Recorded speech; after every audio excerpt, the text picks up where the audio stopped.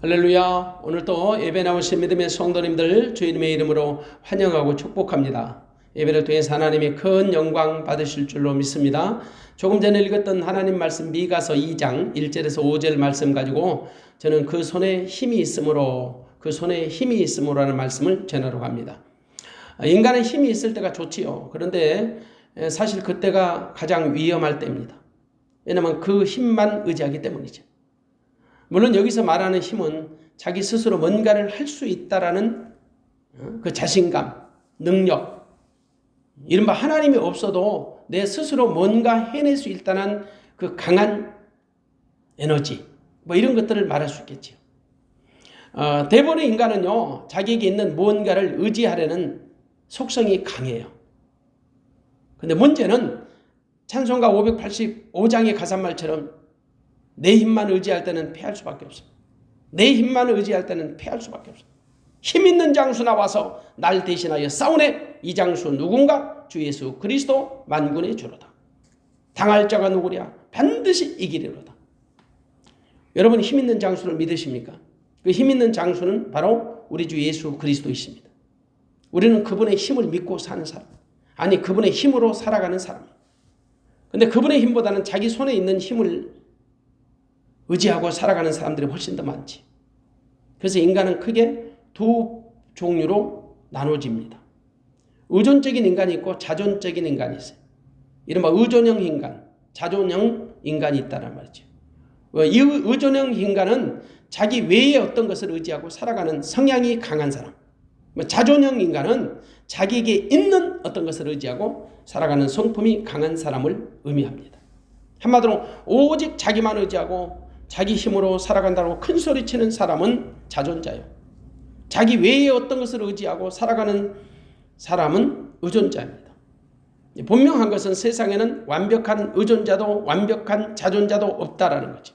사전적인 의미만 그렇다는 겁니다. 그런데 사람들의 성품을 분류해보면 분명히 자존적 성향이 강한 사람이 있고요. 의존적 성향이 강한 사람이 있습니다. 그런데 여러분 단순히 이런 증상만으로 한 사람을 평가하기를 옳다 그러다라고 얘기할 수는 없습니다. 다만 자존적 성향이 강한 사람들은 자존심이 좀 강해 비교적. 그리고 교만하지요. 자신의 정체성을 제대로 알지를 못합니다. 자신의 부족함, 연약함을 제대로 인식하지 못하죠. 그래서 그런 자들은 대부분 그 자신의 그 알량한 것을 가지고 호기와 만용을 부립니다. 그런데 의존자도 문제예요. 의존자는 독립심이 약하고 또 자기 의지가 좀 약한 편이에요. 문제는 의존적 성향이 강한 자라 할지라도 어떤 것을 의지하느냐에 따라서 그 삶이 완벽하게 달라집니다. 그래서 의지하는 대상이 중요한 거예요. 가장 어리석은 사람은 어떤 사람이냐? 하나님 외에 어떤 것을 의지하는 사람입니다. 믿는 자는 당연히 하나님만 의지하고 사는 사람이죠. 그런데 많은 사람들이 세상이 불타 없어질 것, 썩어질 것을 의지하며 살아가요. 아무 힘도 없고 아무 도움도 되지 않은 썩은 동화줄을 붙들고 사는 것처럼 말이죠. 참 안타깝기 그지없습니다. 인생은 무엇을 의존하고 사는가 가장 중요합니다. 우리는 만유의 주제이신 하나님만 의지하고 살아가야 합니다. 믿는 자는 하나님을 의존하는 자로 살아가야 하는 것입니다. 세상에 인간은 독불장군이 없습니다. 의존적 성향이 다 있다는 거지. 그래서 물에 빠지면 지푸라기 하나라도 붙잡고 싶어 합니다. 그것이 자기들을 도와줄 것이라고 생각하는 거지. 문제는 불신자들은 하나님을 모르기 때문에 그럴지라도 믿는 자들은 좀 달라야 하잖아요. 하나님을 믿는 자들은 당연히 하나님만 의지해야죠. 비록 우리 손에 힘이 있을 때에도 하나님만 의지해야 합니다. 여러분 믿는 자들이 가장 위험할 때가 언제일까요? 자기 손에 힘이 있다고 생각할 때. 그때 사고 칠 확률이 가장 높아요. 자기 손에 있는 힘을 먼저 생각하기 때문입니다. 그리고 그 힘으로 뭔가를 해보려고 하기 때문이지. 대부분 자기 손에 힘이 없다고 생각할 때는 그래도 나름대로 하나님을 찾고 구합니다. 어떤 절대자를 말이죠. 근데 자기 손에 힘이 있다고 생각하면 사람들은 기도하지 않아요. 하나님 찾지도 않고 구하지도 않아요. 자기 손에 힘이 있다고 생각할 때 하나님부터 자꾸 멀어지는 거예요. 하나님과 관계가 깨지고 틀어지고 파산하는 거예요. 그 자기 손에 힘이 있을 때가 가장 위험하다고 제가 말씀드리는 거예요. 가장 조심하라고 제가 경고하는 거예요. 그때 자기 자신을 돌아봐야 합니다. 과연 내 손에 힘이 있을지라도 하나님을 의지하는 마음에 변함이 없는지, 가장 복된 사람은 자기 손에 힘이 있을지라도 하나님만 의지하는 사람입니다. 오늘 본문의 말씀, 그 손에 힘이 있으므로 오늘 1절의 말씀에서 제가 이 제목을 취했습니다. 1절을 보시면 침상에서 악을 꾀하며 간사를 경영하고 날이 밝으면 그 손에 힘이 있으므로 그것을 행하는 자는 화히 있을진지요. 미가 선지자는 유다 출신이에요. 유다 출신 미가 선지자가 유다와 이스라엘 그 남북 왕국 두 왕국을 대상으로 경고합니다. 물론 그 비중은 남왕국 유다에 집중되어 있었죠. 왜냐? 미가 선지자가 사역할 당시 북왕국 이스라엘은 아수르 제국에 의해서 거의 멸망당하기 일보 직전이었어요. 당시 최강국이었던 아수르가 남북 이스라엘을 정복하려고 호시탐탐 기회를 엿보고 있었거든요. 그런데 두 왕국 모두가 다 정신을 차리지 못하고 있었어요. 백성들의 도덕적인 해이는 말할 것도 없고요. 우상 숭배로 인해서 무너지기 일보 직전이었어요. 미가 선지자는 히스기야와 동시대에 사역했던 선지자입니다. 히스기야 시대에 사역했던 선지자는 미가 선지자는 북이스라엘의 몰락을 직접 목격을 했죠. 북왕국 이스라엘의 몰락을 지켜보던 미가 선지자는 모든 희망을 이제는 유다 왕국에 걸었습니다. 아마도 그는 더 이상 돌이킬 수 없는 이스라엘보다는 남유다를 향해 한 줄기 빛을 발견하고자 했을 것입니다. 어쩌면 그것은 하나님의 뜻이었죠. 그래서 미가는 북왕국 이스라엘에 대한 관심보다는 남유다에 대한 관심이 훨씬 더 많았습니다. 이른바 남유다에 대한 경고성 내용이 훨씬 더 강렬했다라는 거죠. 다만 미가가 가난한 하층 계급의 선지자였기 때문에 주로 사회 지도층에 대한 고발, 타락과 부패를 고발했던 내용이 주류를 이룹니다. 왜냐하면 그들은 힘이 없고 연약한 민중들을 대상으로 자기들의 힘을 가지고 억압하고 착취했거든요. 그들의 손에 있는 힘으로 말이죠. 자기 손에 힘이 있다고 믿는 사람들은 언제나 서나 자기들의 배를 채우기 위해서 골몰합니다. 오늘 1절에도 말씀 보니까 침상에서 악을 꾀하며 간사를 경영하고 날이 밝으면 그 손에 힘이 있으므로 그것을 행하는 자는 화히 있을진지요. 그들은 사회 지도층 인사들입니다. 그런데 그 대상이 정치적인 힘을 가진 사람들만이 아니에요. 정치적 힘을 가진 사람들만이 아니고 경제적인 부를 가진 사람들. 또 그리고 심지어 사람의 영혼을 다루는 그 종교인들의 힘도 다 포함되어 있었습니다. 그리고 우리가 3장에서 구체적으로 발견할 수 있거든요. 3장 1절에 보면 내가 또 이르노니 야곱의 두령들과 이스라엘 족속의 치리자들아 청컨대 들으라. 공의는 너희 알 것이 아니냐. 야곱의 두령들과 이스라엘의 치리자들. 그 사람들을 더 세부적으로 분류하는 말씀이 3장 11절의 말씀이에요. 3장 11절 보면 그 두령들은 뇌물을 위하여 재판하며 그 제사장은 삭을 위하여 교훈하며 그 선지자는 돈을 위하여 전물 치면서 오히려 여호와를 의뢰하여 이르기를 여호와께서 우리 중에 계시지 아니하냐 재앙이 우리에게 임하지 아니하리라 하는도다. 여기서 나오는 두령, 뇌물을 위하여 재판하는 두령들의 타락은 충분히 그걸 예상할 수 있잖아요. 왜냐하면 어느 시대나 어느 정권이나 어느 나라에나 다 있거든요. 근데 불행한 것은 종교인들의 탈선, 타락입니다. 이른바 제사장들과 선지자들의 타락이에요. 그러면 그 사이는 아무 소망이 없어요. 희망도 없고 비전이 없어요. 종교인의 타락은 그 사이의 타락과 부패 지수를 가늠해 볼 수 있는 최후의 보루거든요. 그래도 타락을 방어해 줄 수 있는 마지막 보루 역할을 종교가 하는 거죠. 그래서 종교 지도자들이 해줘야 하거든요. 근데 종교 지도자들이 앞장서서 타락한 거예요. 한통속이에요. 오히려 그들이 더 적극적으로 타락에 동참했다라고 보여지죠. 그러면 그 사회나 국가는요, 희망이 없는 거예요. 그들은 추야로 자기들의 배를 채우기 위해서 골몰했어요. 저녁에는 침상에서 죄를 도모하고 죄를 만들고 꾀하고 날이 밝으면 자기들이 도모한 대로 실행에 옮긴 거예요. 또 사실 그들에게는 그것을 충분히 행할 수 있는 힘이 있었던 거지요. 자기들에게 주어진 권력으로 낮은 자들을 착취해요. 그들에게 주어진 칼자루를 힘이 없는 자들에게 마구잡이로 휘두른 거예요. 그들은 자기 손에 있는 힘만 의지하는 사람들이 있거든요. 우리가 여러분 살다 보면 저녁에 여러 가지 잡다한 생각들을 합니다. 때로는 대골 같은 집을 지었다가 금방 부숴버리기도 합니다. 현실 세계에서는 일어날 수 없는 못된 상상도 충분히 합니다. 그러나 여러분 대부분 날이 밝으면 지난밤에 침상에서 도모했던 그 못된 상상들, 생각들이요, 얼마나 하나님 앞에 부끄럽고 자기 자신의 양심이 찔리는지 더 이상 생각하기조차도 싫잖아요. 대부분의 사람들이. 그러나 이들은 아니었어요. 이 지도층 인사들은 자기 손에 힘이 있다고 생각하는 이 지도층에 속한 인사들은 그런 망상들을 부끄러워하지 않았단 말이에요. 너무나 당당했어요. 오히려 자기 힘으로 밀어붙인 거예요. 양심의 가책이 없지요. 왜냐하면 그들의 마음에는 하나님이 없기 때문이에요. 하나님의 마음을 가진 사람들이라면 자기 손에 힘이 있다고 생각하지도 않습니다. 또한 비록 자기 손에 힘이 있다고 생각할지라도 그 힘을 내려놓고 하나님이 공급하시는 힘으로 사는 거지요. 하지만 당시 지도층 인사들은 그러지 않았어요. 그들의 마음에는 하나님이 없어요. 그들은 자기 손에 있는 힘만 의지하고 밀어붙이고 사는 사람들이에요. 그래서 밤새도록 악을 도모하고 날이 밝으면 그대로 추진한 거예요.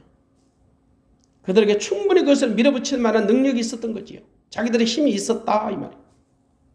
그래서 자기들에게 주어진 힘을 가지고 자기들의 배를 채우는 도구로 사용했던 겁니다. 만일 그들에게 하나님의 마음이 있었다면 여러분 그런 생각을 하겠습니까? 그런 행동을 할 수 있겠습니까? 여러분 우리가 사람이기 때문에 순간순간 악한 생각이 스쳐갈 때는 있어요.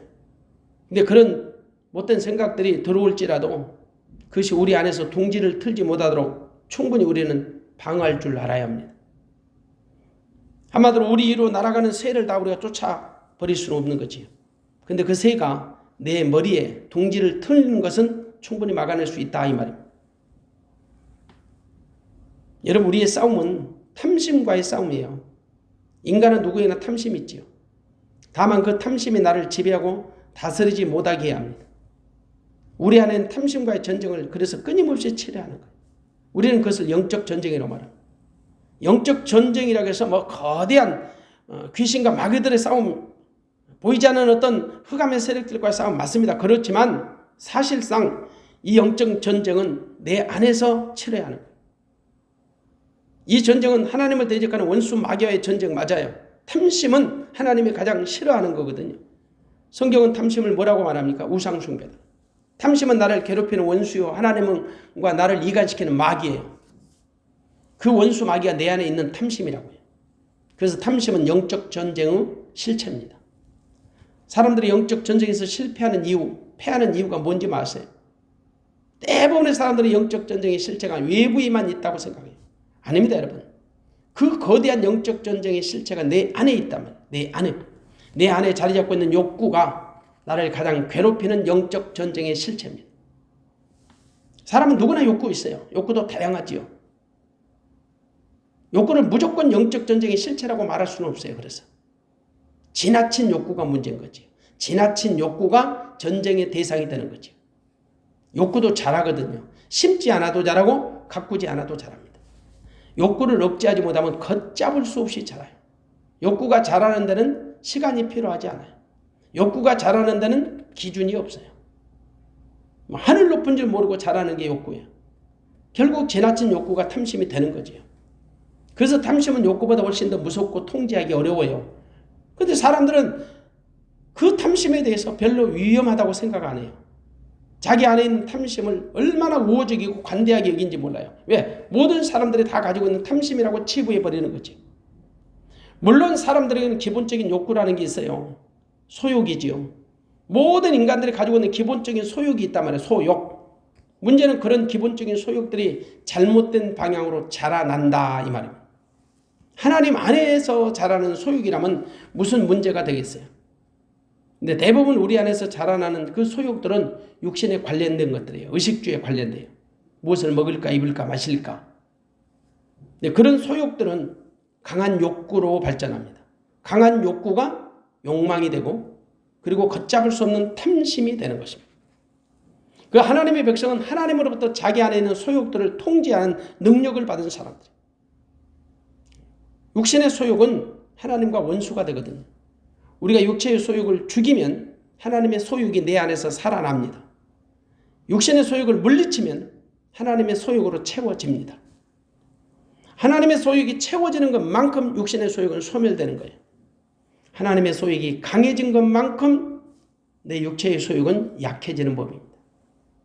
그렇다면 여러분, 우리 안에 하나님의 소욕을 채우는 방법이 있을까요? 내 힘으로 됩니까? 안 돼요. 울어도 안 돼요. 힘써도 안 돼요. 죽어도 안 돼요. 방법은 딱 하나예요. 내 안에 하나님의 아들 예수 그리스도가 오시면 돼요.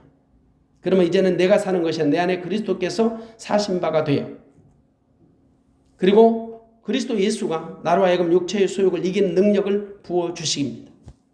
그래서 하나님의 자녀는 자기 손에 있는 힘이 빠지지 않는 거예요. 이제 내 힘으로 사는 게 아니라 내 안에서 나를 통하여 일하시는 하나님의 능력으로 사는 거지. 자기 손에 힘이 있다고 믿는 사람은 하나님의 힘보다는 그 자기의 힘으로만 살아가는 성품이 강해요.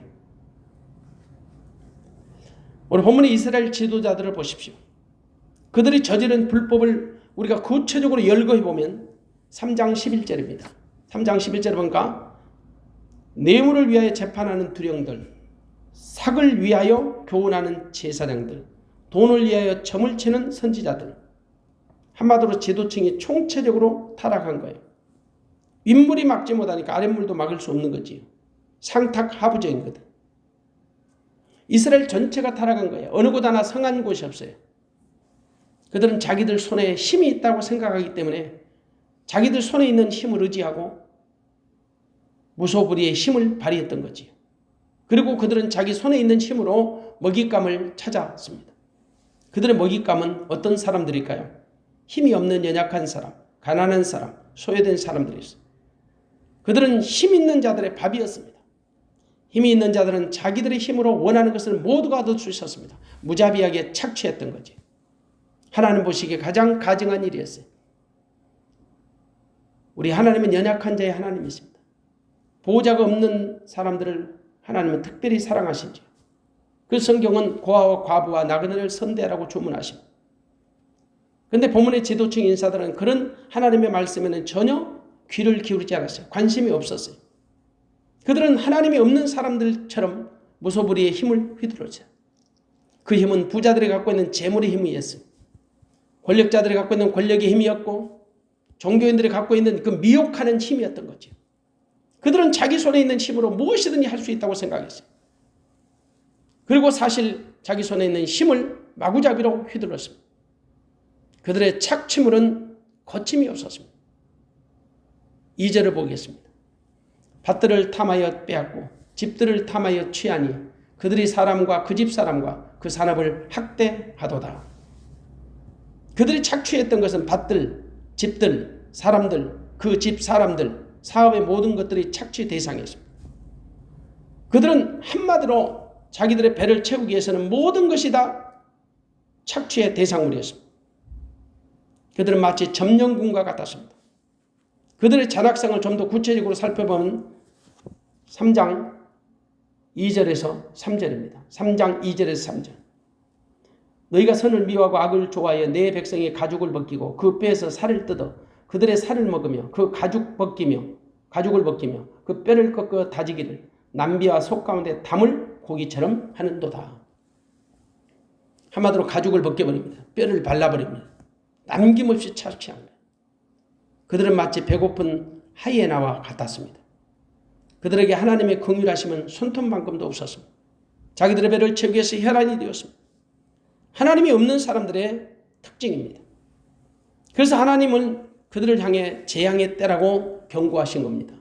오늘 2장 3절에 보니까 그러므로 여호와의 말씀에 내가 이 족속에 재앙 내리기를 계획하나니 너희의 목이 이에서 벗어나지 못할 것이요 또한 교만이 다니지 못할 것이라 이는 재앙의 때임이니라 하셨느니라. 재앙의 때라.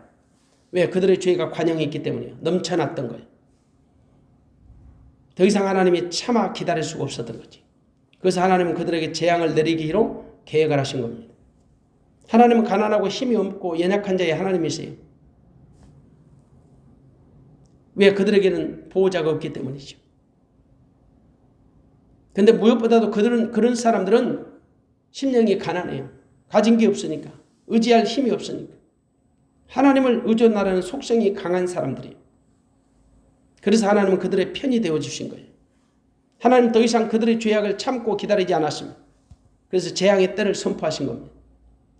그런데 오늘 3절에 2장 3절에 보면 당시 하나님의 마음을 한눈에 알 수 있는 단어가 하나 등장합니다.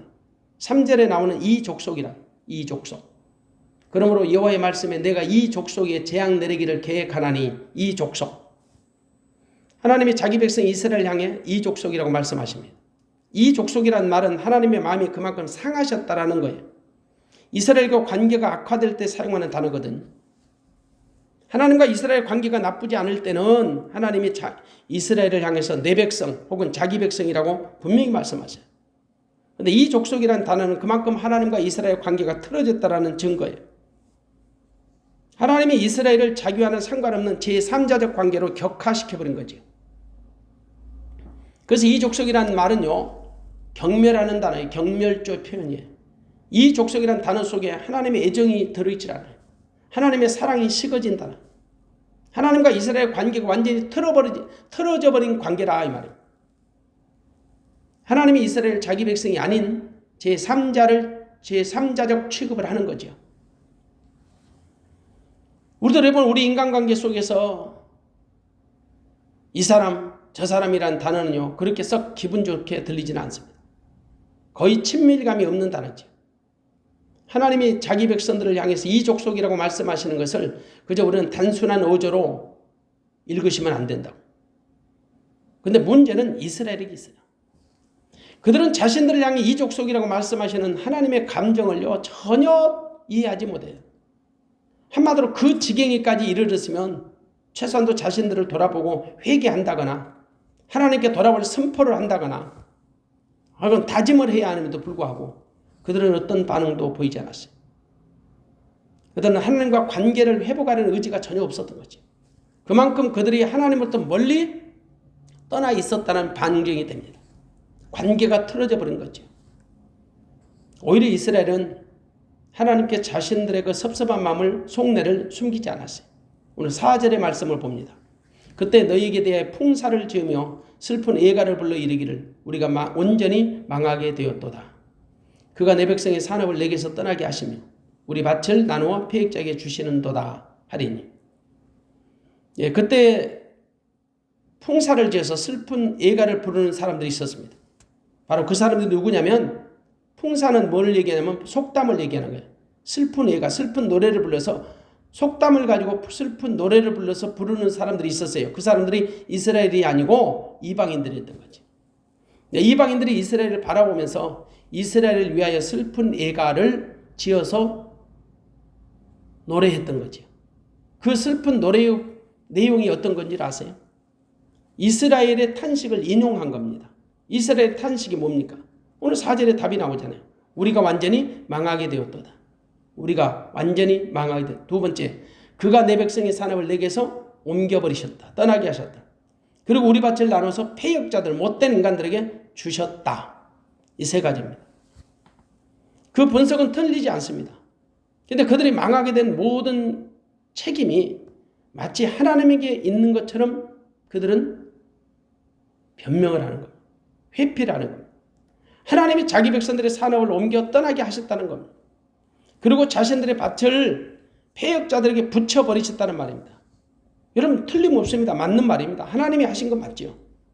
감히 하나님의 허락이 없으면 누가 감히 이스라엘의 산업을 옮길 수 있고 하나님의 허락이 없는데 누가 감히 그들의 밭을 빼앗을 수 있겠습니까?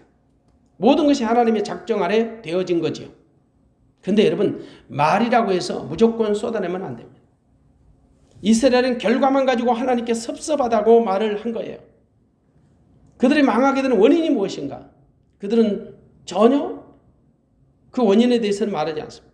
모든 책임이 하나님께 있는 것처럼 하나님께 다 그 책임을 전가시켜버려요. 여러분 왜 그들이 망하게 되었을까요? 하나님의 뜻대로 살지 못했기 때문이죠. 입은 삐뚤어져도 말은 바로 해야 하잖아요. 그들은 마치 일방적으로 하나님께 자기들이 당한 것처럼 얘기해요. 자신들은 전혀 잘못한 것이 없는데 하나님이 일방적으로 자기들을요 그 징계하시고 심판하신 것처럼 자기들의 고통을 주시는 것처럼 그들은 하나님께 자기들의 잘못을 시인해야 하지요. 그리고 자신들의 잘못으로 인해 당하는 고통으로 받아들여야 합니다. 무엇보다도 지난날의 잘못을 철저히 회개하고 다시는 하나님 앞에서 그런 죄악을 범하지 않겠다고 다짐을 해야 하세요. 다짐을 해야죠. 근데 그들은 그런 것에 대한 어떤 반응도 보이지 않아요. 바로 이것이 당시 이스라엘의 영적인 실상이었던 거예요. 그래서 미가 선지자는 그들의 그 실상을 리얼하게 공개한 거예요.